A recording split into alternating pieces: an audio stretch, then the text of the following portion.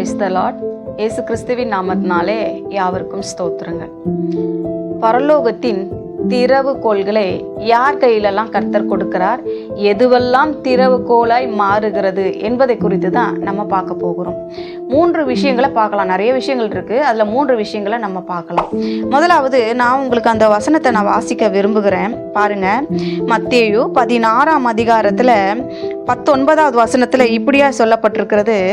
பேதுருவின் இடத்துல சொல்றாரு, பரலோக ராஜ்யத்தின் திறவுகோல்களை நான் உனக்கு தருவேன். பூலோகத்திலே நீ கட்டுகிறது எதுவோ அது பரலோகத்திலும் கட்டப்பட்டிருக்கும்.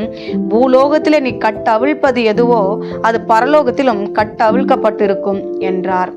அப்போ பேதுருவை பார்த்து ஆண்டு சொல்றாரு, பரலோகத்தின் திறவுகோல்கள்.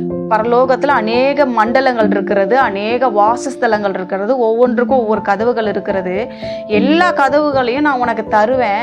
நீ எதுக்கெல்லாம் நீ ஜபிக்கலாமோ அப்போல்லாம் நீ என்ன பண்ணலாம், அதை திறந்து நீ வந்து அந்த தைரியமாக அந்த பரலோகத்தின் திறவுகோலை உடையவனா இருந்து நீ பூமியில எது கட்டினாலும் உடனடியா வானம் திறக்கப்பட்டு அது என்ன பண்ணும், அது அங்கேயும் கட்டப்படும். நீ எதை இங்க கட்டவிழ்க்கிறியோ அது பரலோகத்துல என்ன பண்ணப்படுமா, கட்டவிழ்க்கப்படும். அதனால பரலோகத்தின் திறவுகோல்களை உன் கையிலே நான் கொடுக்கிறேன் அப்படின்னு சொல்லிட்டு சொல்றாரு. இது பேதுருவுக்காக கர்த்தர் சொல்லுகிற காரியம். இன்னொரு இடத்துல நம்ம பார்க்கும் பொழுது ஏசாயா 22ஆம் அதிகாரம் 22வது வசனத்துல இப்படியா சொல்லப்பட்டிருக்கிறது, தாவீதினுடைய வீட்டின் திறவுகோலை அவன் தோளின் மேல் வைப்பேன். ஒருவரும் பூட்டக்கூடாதபடிக்கு அவன் திறப்பான், ஒருவரும் திறக்க கூடாதபடிக்கு அவன் பூட்டுவான். அந்த காலத்துலலாம் சாவி பார்த்தீங்கன்னா வீட்டில் ஒரு பூட்டு இருக்கும். அந்த ஒரு வித்தியாசமான ஒரு கதவுலேயே பூட்டக்கூடியதான ஒரு சாவி, அது பெருசாக இருக்கும். அது எவ்வளோ பெருசாக இருக்குமானா நம்ம தோல் மேலே வச்சுட்டு போகிற அளவுக்கு பெருசாக இருக்குமா. எல்லாம் பூட்டிட்டு யாருன்னா வீட்டை விட்டு வெளியே போகிறாங்க இல்லை வேலைக்கு போகிறாங்கன்னா அவங்க தோல் மேலே வச்சுக்கிட்டு போயிட்டு அவங்க என்ன முடிச்சுட்டு வராங்க, திரும்பி வரும்போது அவங்க அதை அப்படி எடுத்துக்கிட்டு வரலாம். அவ்வளோ பெரிய சாவியாக தான் அந்த காலத்தில் இருந்தது. அதுக்கு தான் சொல்கிறாரு, நான் திறவுகோலை, தாவீதின் திறவுகோலை உன் கையில் கொடுப்பேன். ஒருவரும் திறக்கக்கூடாதபடிக்கு அவன் பூட்டுவான், ஒருவரும் பூட்டக்கூடாதபடிக்கு அவன் திறப்பான். ஏன்னா திறவுகோல் அவன் கையில் இருக்கிறது. அவன் எப்படிப்பட்டவனா இருக்கிறான், தேவனுக்காக எழும்பி பிரகாசிக்கிற ஒரு நல்ல ஒரு மனிதனா இருக்கிறான். எனவே இப்போ இந்த பேதுருவை பார்த்தா அவன் ஜெபித்தான். ஜெபிக்கும் போது பரலோகம் திறக்கப்பட்டது. இரண்டாவது, இயேசுவின் நாமத்தை சொல்லும் பொழுது பரலோகம் திறக்கப்படுகிறது. இப்போ அதிகாலையில் நம்ம எழுந்து ஜெபிக்கிறோம்னு வச்சுக்கோங்களேன்.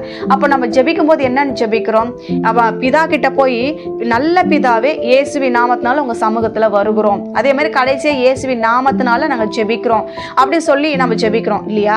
அப்போ நம்ம ஜெபிக்கும் பொழுது, அதிகாலை ஜெபத்துல நம்ம ஜெபிக்கும் பொழுது கர்த்தரிடத்தில் நேரடியா நம்முடைய விண்ணப்பம் போய் சேரும். ஏன் தெரியுமா, அப்போ வானம் திறந்திருக்கும். நம்மளுடைய ஜெபம், அதிகாலை ஜெபம் என்ன பண்ணுமா, நம்ம ஜெபிக்கும் பொழுது வானம் திறக்கப்படுது. அப்போ அது ஒரு திறவுகோல். ரெண்டாவது பார்த்தீங்கன்னா, ஜெபிக்கும் பொழுது அதிகாலை ஜெபம், ஃபர்ஸ்ட் அதிகாலை ஜெபம் வானம் திறக்குது. பேதுரு ஜெபித்த போது வானம் திறந்தது. இயேசுவின் நாமத்தினால பயன்படுத்தும் போது வானம் திறக்குது.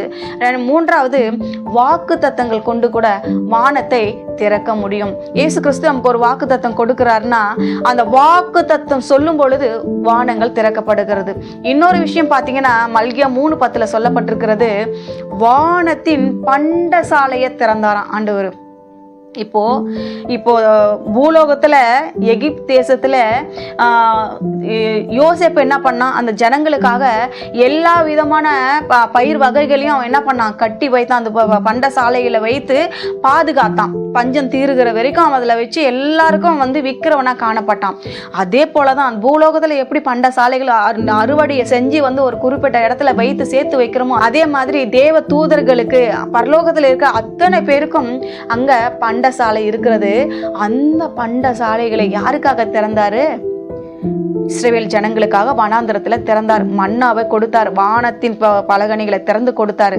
அதே போலதான் யாரெல்லாம் காணிக்க கொண்டு வர்றாங்களோ, யாரெல்லாம் தசம பாகம் கொண்டு வராங்களோ அவங்களுக்காக ஒரு கீ, நீ பரலோகத்துக்கு கீ உனக்கு வேணும்னா, பரலோக திறவுகோல் உன் கையில வேணும்னா, நீ சரியான விதத்துல எல்லா விதத்திலையும் உன்னுடைய காணிக்கையும் தசம பாகத்தையும் நீ கொண்டு வரும் பொழுது அந்த காரியம், நீ கொடுக்க போகிற அந்த ஒரு காணிக்க விஷயம் என்ன பண்ணுமா, திறவுகோலாய் மாறி பரலோகத்தின் பலகணிகளை திறந்து, வானத்தை திறந்து, எல்லாமே உங்களுக்கு என்ன பண்ணப்பட போகுது?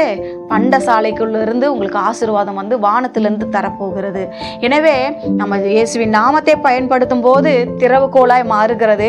இயேசுவின் வசனம், வாக்குத்தத்தம் திறவுகோலாய் மாறுகிறது. அதிகாலையில ஜெபிக்கும் பொழுது அந்த ஜெபம் திறவுகோலாய் மாறுகிறது. அதே மாதிரி ஒரு மனுஷன் ஒரு முக்கியமான நேரத்துல போய் ஜெபிக்கும் பொழுது அந்த ஜெபம் ஒரு திறவுகோலாய் மாறுகிறது. எனவே அந்த பேதுருவினிடத்துல சொல்றாரு, பரலோகத்தின் திறவுகோல்களை நான் உனக்கு தருகிறேன்னு சொல்லிட்டு. நீங்களும் இப்படிப்பட்ட காரியங்களை செஞ்சு பாருங்க, உங்க கையிலும் பரலோகத்தின் திறவுகோல் கொடுக்கப்படும்.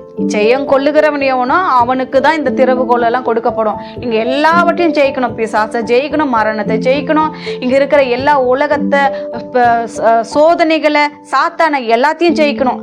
அப்ப ஜெயிக்கிறவனுக்கு தான் திறவுகோல்.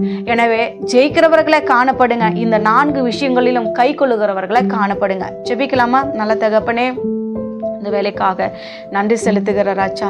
நிறைய பேர் இந்த தாவீதின் திறவுகோல் என்று சொல்லப்பட்டிருக்கிறது.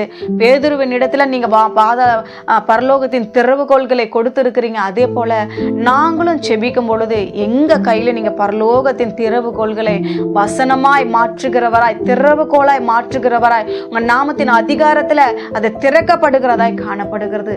அப்பா, இது அநேகர் இந்த ரகசியங்களை அறிந்து கொண்டு செயல்பட உதவி செய்யும். இயேசுவின் நாமத்துல செபிக்கிறோம் பிதாவே. ஆமென்.